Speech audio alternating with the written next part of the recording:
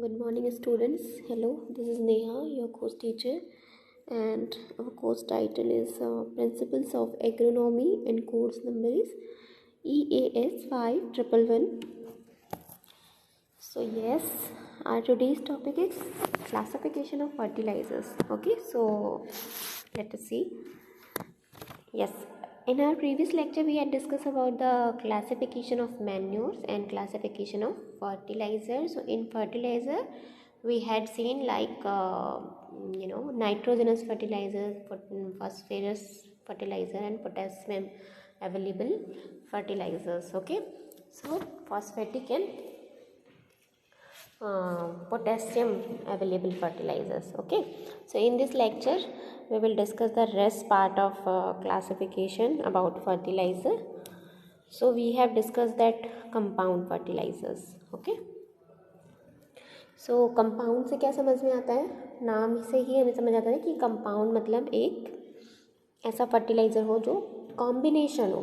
ठीक है, किसका कॉम्बिनेशन हो? न्यूट्रिएंट्स का कॉम्बिनेशन हो. ठीक है, तो उसको ऐसे आप ध्यान में रखेंगे, याद रखेंगे कि compound fertiliser that means the available in 2 or more nutrients in one fertilizer. Okay, in the forms of different percentages. ठीक है, अलग अलग मात्रा या परसेंटेजेस में दो या दो से अधिक जब क्या होता है न्यूट्रिएंट्स अवेलेबल होते हैं किसी फर्टिलाइज़र में, तो हम उसको कंपाउंड फर्टिलाइज़र कहते हैं. ठीक है, so compound fertilisers are the commercially fertiliser in which 2 और more primary nutrients are chemically combined. For example is DAP. Okay, so DAP contains 18% nitrogen and 46% P2O5. What is P2O5? It is phosphorus. ठीक है, phosphorus available होता है 46% and the nitrogen is available for this from this 18%. Okay, सो यही है कि हम इस जो भी कंपाउंड फर्टिलाइज़र होता है उसका मैन्युफैक्चरिंग जब होती है, ठीक है, मतलब इंडस्ट्रियल या कमर्शियली जब मैन्युफैक्चर उसका होता है इंडस्ट्रीज़ में, तो उसमें कोई जो न्यूट्रिएंट होता है वो बहुत ज़्यादा अवेलेबल होता है और कोई न्यूट्रिएंट जो होता है वो कम मात्रा में अवेलेबल होता है. ठीक है, परसेंटेजेस वाइज. तो क्या होता है कि अगर हम सपोज़ हमारे किसी पैडी के फील्ड पे हमें नाइट्रोजन कम चाहिए. ठीक है, उससे पहले सपोज़ हमने कोई लेग्यूमिनस फैमिली के क्रॉप ले लिया है. ठीक है, लेग्यूमिनस फैमिली का क्रॉप मतलब पल्सेस क्रॉप लिया हुआ है. ठीक है, तो जब पल्सेस हमने क्रॉप लिया है उसके बाद हमें फिर राइस लेना हुआ है अगले सीज़न में. ठीक है, तो उस कंडीशन पे क्या होता है, हम DAP अप्लाई कर सकते हैं. क्यों? क्योंकि ऑलरेडी नाइट्रोजन उसमें अवेलेबल है. क्यों? क्योंकि जो लेग्यूमिनस फैमिली के जो क्रॉप होते हैं वो नाइट्रोजन को फिक्स्ड करते हैं, है ना. जैसे मैंने बताया आपको कि नाइट्रोजन फिक्सेशन कैपेसिटी होती है. क्यों? Through the micro organism which is available in their root nodules. ठीक है, माइक्रो ऑर्गेनिजम्स जो होते हैं रूट नोड्यूल्स में प्रेजेंट होते हैं और उसके थ्रू वो क्या करते हैं, फिक्स्ड करते हैं. ठीक है, तो उस कंडीशन में हम DAP अपने फील्ड पे अप्लाई कर सकते हैं. तो उसमें हमें अलग से, है ना, एक्स्ट्रा सेपरेटली हमें कोई nitrogen containing fertiliser just like urea देने की ज़रूरत नहीं पड़ेगी. ओके, तो that could be a compound fertilizers. And the D part is complex fertilizers. So complex fertilizers are the commercial fertilizers containing at least 2 or more of the primary essential nutrients at higher concentration in one compound. So the nutrient is complex fertiliser है physically mixed. Okay, so complex fertiliser से क्या होता है कि बहुत सारे nutrient available होते हैं, मतलब उनका एक जो केमिकल कंपोजिशन होता है बहुत ही कॉम्प्लेक्स होता है, बहुत सारे केमिकल फार्मूलाज इंक्लूडेड होते हैं उसमें, है ना, और उस तरीके से उसे क्या किया जाता है, रेडी किया जाता है, तैयार किया जाता है. तो that is called the complex fertiliser. Okay, commercially ही उनको तैयार किया जाता है और दो न्यूट्रिएंट से ज़्यादा भी अवेलेबल होते हैं जिनमें. ठीक है, जो भी एसेंशियल न्यूट्रिएंट्स होते हैं तो उनका जो कंसंट्रेशन होता है, बहुत सारे न्यूट्रिएंट का कंसंट्रेशन उसमें होता है, हायर कंसंट्रेशन अवेलेबल होते हैं न्यूट्रिएंट उसमें.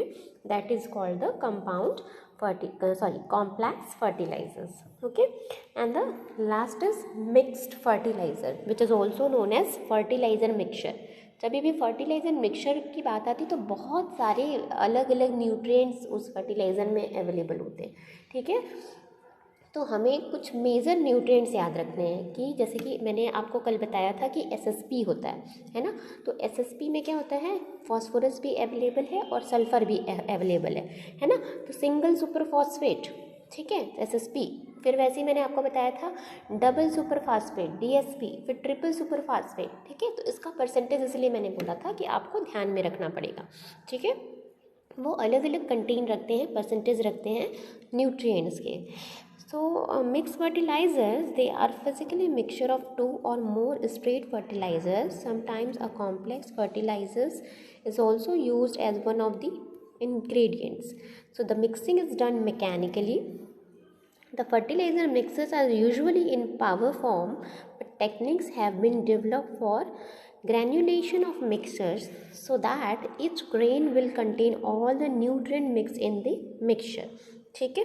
तो पहली बात तो है मिक्सिंग, जो फर्टिलाइजर्स होते हैं उसमें बहुत सारे क्या होते हैं, न्यूट्रिएंट बहुत ही कॉम्प्लेक्स फॉर्म में अवेलेबल होते हैं, ठीक है। तो इनको कैसे किया जाता है, जो भी मिक्सिंग होती है वो मैकेनिकली होती है, ठीक है। मैकेनिकली होती है मतलब थ्रू द इंस्ट्रूमेंट या मशीन के जरिए होती है, ठीक है। मतलब मैन पावर जो है वैसा नहीं करते उसको, हम एक जो भी हम कंपाउंड तैयार करते हैं, मिक्सर जो तैयार करते हैं हम फर्टिलाइज़र का, अलग अलग न्यूट्रिएंट अवेलेबल जो भी केमिकल फार्मूलाज वगैरह हम जो रेडी करते हैं उसे हम क्या करते हैं किसी ग्रैनुलर स्ट्रक्चर में, ग्रैनुलर स्ट्रक्चर में मतलब छोटे छोटे दानेदार स्ट्रक्चर में, ठीक है। जैसे यूरिया होता है, that is the granular structure, ठीक है। वो क्या है, ग्रैनुलर स्ट्रक्चर होता है यूरिया का, गोल गोल शक्कर के जैसे दिखाई पड़ता है वो, ठीक है। वैसा हम तैयार करते हैं और वो बहुत ही स्किल्ड और बहुत ही क्या बोलना चाहिए कि बहुत ही ऐसे टेक्निक्स हम यूज़ करते हैं इंडस्ट्रीज़ वगैरह में कि वो जो ग्रैन्यूल फॉर्मेशन होता है ना।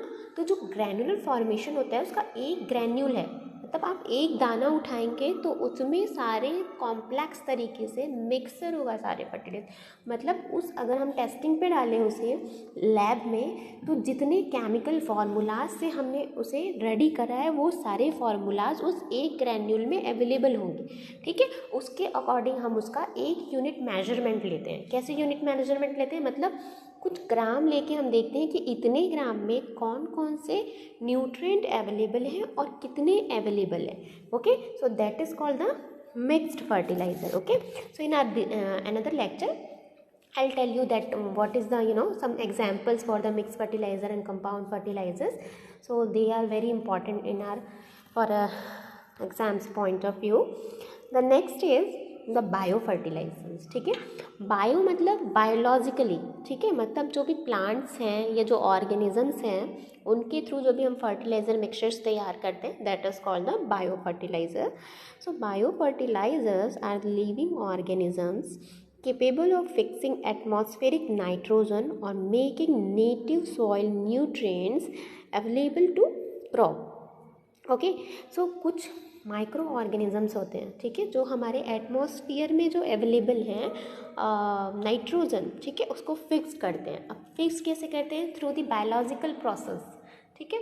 बायोलॉजिकल प्रोसेस में जो भी उनका माइक्रो ऑर्गेनिज्म जो रेस्पिरेशन करते हैं, ठीक है, तो उसके थ्रू वो अपटेक करते हैं और उसको फिक्स करते हैं किसमें, सॉइल में, ठीक।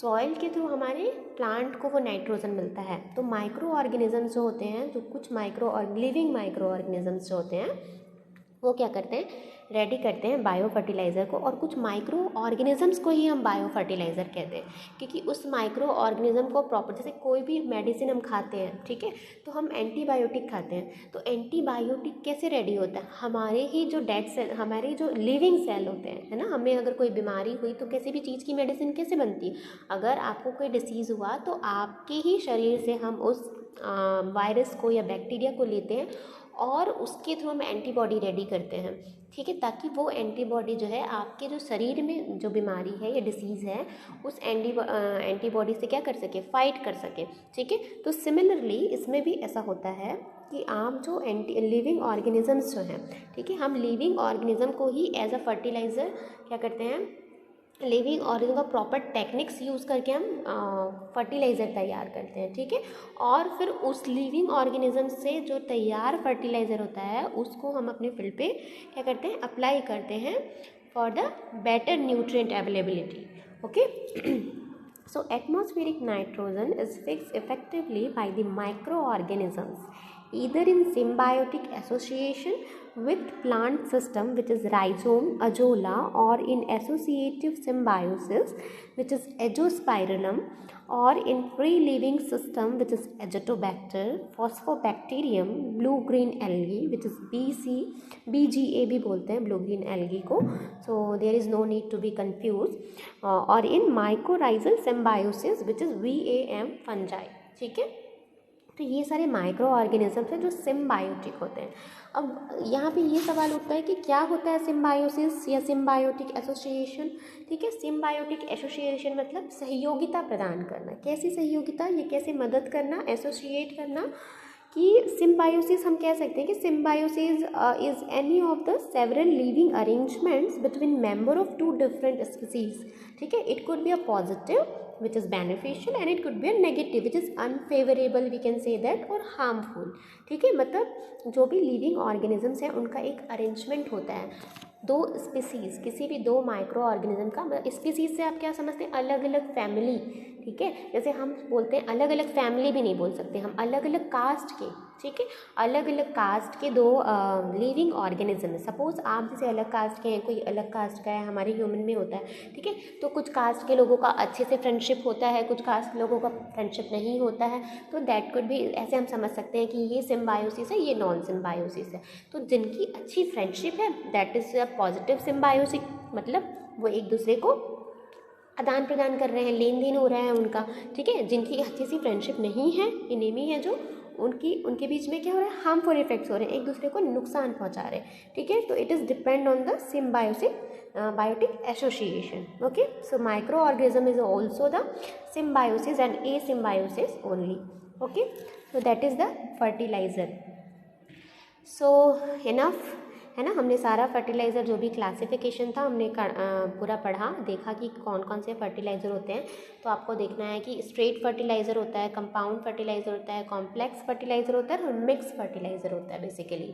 ठीक है, जब भी आपको फर्टिलाइज़र के बारे में पूछे तो आपको सबसे पहले यही बताना है कि that is the there are 4 classification: straight, compound, complex and mix. ठीक है, फिर इन सब के कैटेगरी में जो हमने देखा कि बायो फर्टिलाइज़र क्या है। ठीक है, और हमने देखा कि जो स्ट्रेट फर्टिलाइज़र में भी जो नाइट्रोजनस फर्टिलाइज़र था हमने उसको फर्दर डिवाइड करा था, है ना। उसके एग्जांपल जो मैंने आपको पिछले लेक्चर में बताया कि नाइट्रोजनस फर्टिलाइज़र कौन से हैं, फॉस्फेटिक फर्टिलाइज़र कौन से हैं, पोटेसिक फर्टिलाइज़र कौन से हैं। ठीक है, तो ये सारे एग्जाम्पल्स आपको याद रखने पड़ेंगे, प्लस आपको न्यूट्रिएंट परसेंटेज अवेलेबिलिटी भी आपको याद करना पड़ेगा। ठीक है, तो this is very important chapter for our exam point of view. हमें से एक क्वेश्चन पूछा ही जाता है इस चैप्टर से, फर्टिलाइजर से। Classification of manure and fertiliser is very important. Okay, so आज के लिए बस इतना ही। नेक्स्ट लेक्चर में हम कुछ नया टॉपिक देखेंगे। Okay, so thank you very much, till then be safe, take care, thank you.